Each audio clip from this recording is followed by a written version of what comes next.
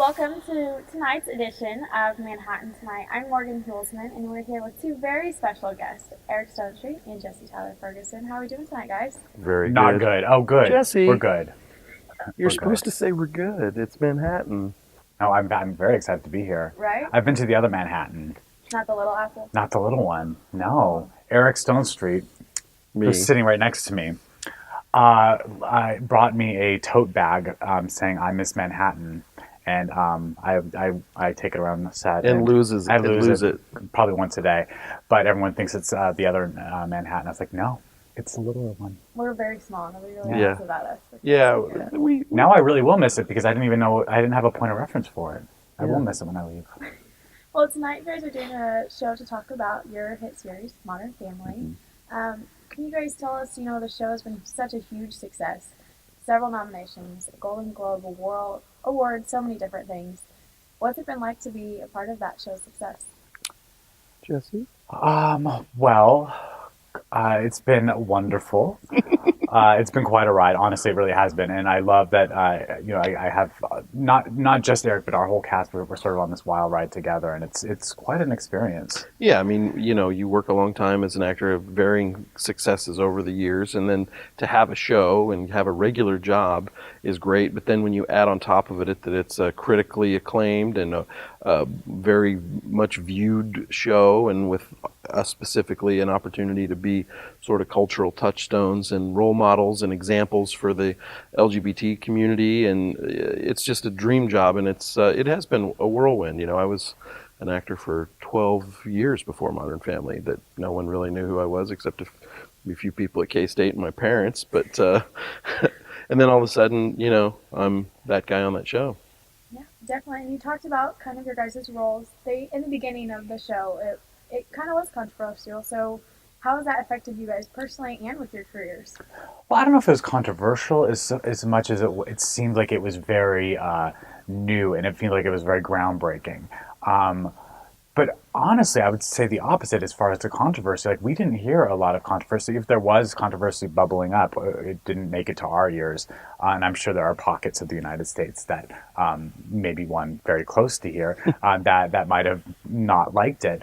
But, I felt like it was, what we kept hearing was groundbreaking. And what I love now is there are a lot of shows that are introducing characters that are committed and same-sex couples and having kids, and it's not as groundbreaking. And I think that's wonderful. I think that there's not such a fanfare about it is what's a sign that we're really progressing.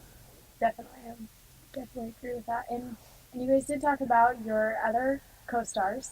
How has it been getting to know them? You're in your sixth season, so obviously you've been around them quite a bit.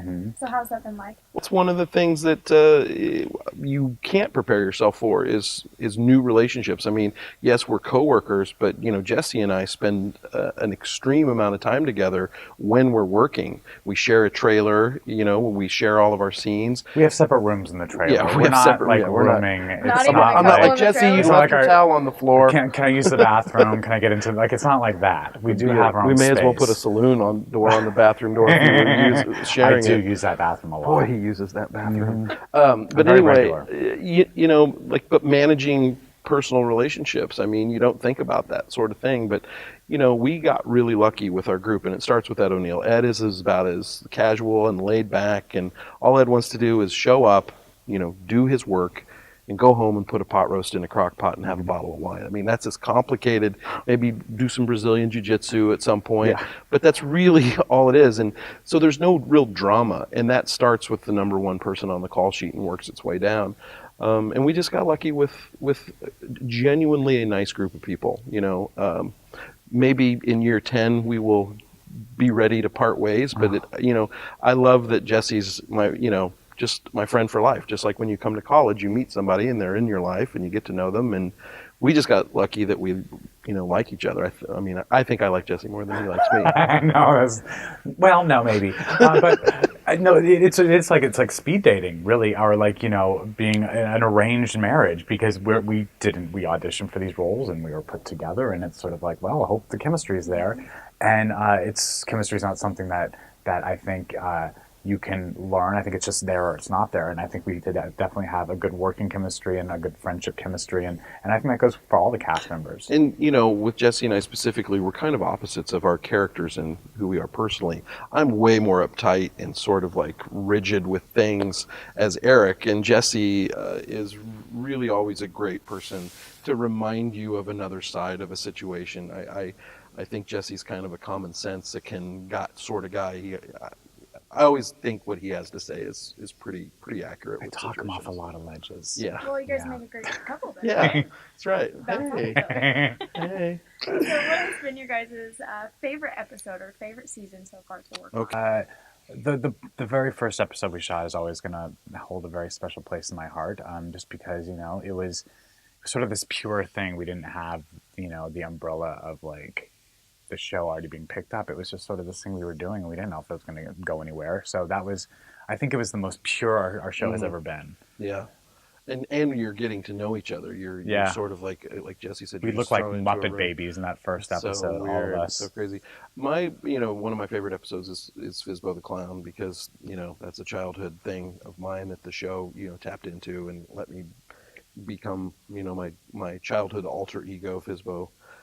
But the actual first episode that we shot in production, the pilot is that what you were talking about? Yeah, I was talking about the pilot, yeah. Okay, so the pilot is one thing, and then you wait and find out if the show gets picked up, and then when it does, then you go into production. And that first episode we shot in production is probably, I think, one of my favorite episodes. It's where we lock Lily in the car, and I'm screaming and running, and Jesse's freaking out, and just because the drama and the excitement and the nervousness of getting a job and wondering if you're going to be fired and if they're going to replace you and if the show's going to go. There's just so much going on right there that when you show up to work for the first day, and it felt We really knew our lines that day too. Oh, we did. We really knew our lines. Now we're lazy. We're just so lazy.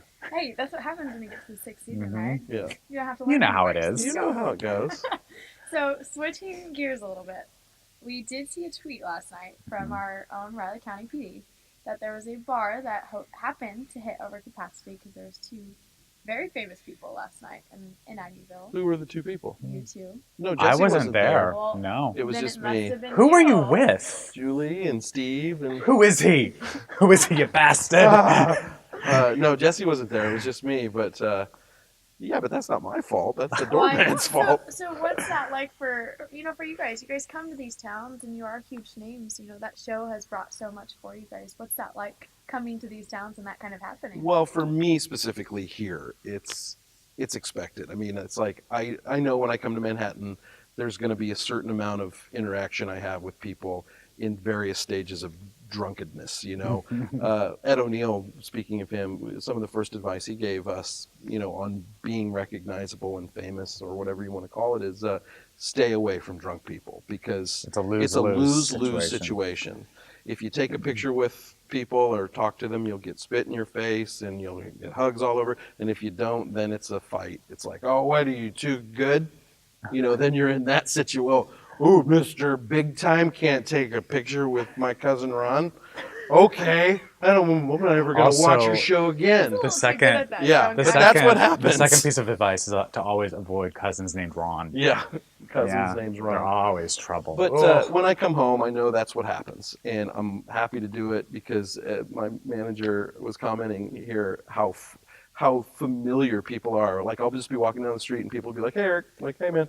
"Hey, Eric." "Hey, Eric. How you doing, Eric?" "Good." It's like I do very come. It's sweet. very nice to come home and feel that way. Definitely. And have you kind of seen some of this before? I know you said this is your first time here. What has he said that kind of makes you want to be here more? Besides the bag that he gave you. Well, the bag really is what made me want to come mostly. But also, I just love seeing. I went home with Eric to his home where his parents live now, and that was so much fun to sort of just see where where he grew up, and it's basically like dating someone. I mean, you want to get to know their past and their history, and it just makes it all more intimate and makes the portrait of the person a little more complete. I wish I was as happy every day on set as I am when I come home, come to Manhattan. Uh-huh. There is a certain sense that I get when I come back here, and it's because this is where I discovered, what my passion was and what I wanted to do. And when I look around and when I'm on campus, I don't have any bad memories of anything anywhere. Life gets complex when you leave college and you're like, oh, that's where that happened and I got a ticket over there or whatever. But when I come to Manhattan, I just look around and think like, oh, that funny thing happened there and that funny thing happened here. So it feels good to come back here. And, we all think Manhattan's a special place, but I'm pretty confident that it is, in reality. Everybody thinks their baby's cute and some babies are ugly, But in reality, Manhattan is one of the happiest places. It right? is. It is. Okay, settle down, you guys. Shut up. You'll see. You will see tonight. So you guys did talk a little bit about your passion and being actors, but it wasn't always easy. So what has it been like pursuing your dreams and making names for yourself? Are you trying to make us cry? No, I want to know. Like Barbara Walters? Yeah, I guess so.